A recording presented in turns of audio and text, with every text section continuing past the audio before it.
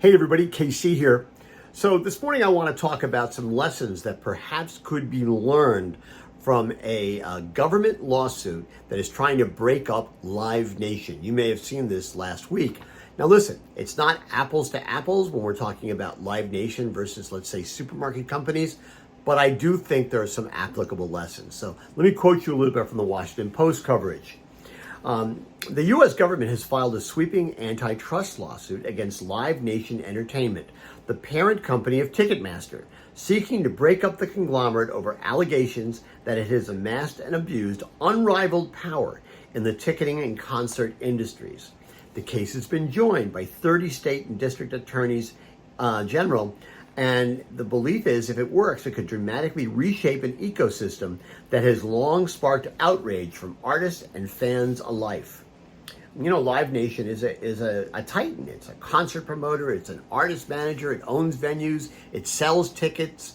It does pretty much everything. It owns not just the product, but it owns almost the entire pipeline. So it has the ability to control pricing to an almost unrivaled degree.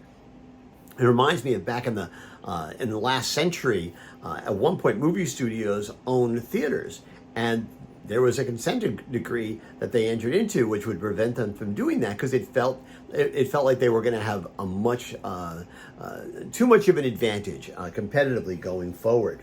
And basically, they're saying it's driving up the cost of tickets, but it also forces artists really to do business with them because they own so much.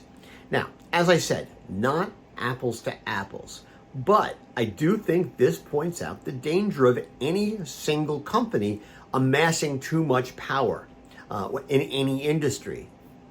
I'm not suggesting that, say, Kroger and Albertsons are the equivalent of Live Nation, because yeah, you still have Amazon, you still have Walmart, you still have Costco, but it's easier to actually stop a company from coming together to have that much power than it is to break them up. And by the way, the FTC is trying to break up Amazon.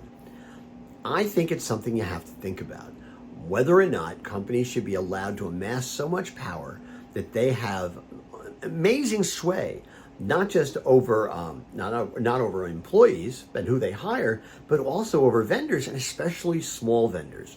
That it's going to, to do business with them, they're going to be able to require so much in terms of capitulation that it's really not fair. It creates a real issue, I think, on the supply side.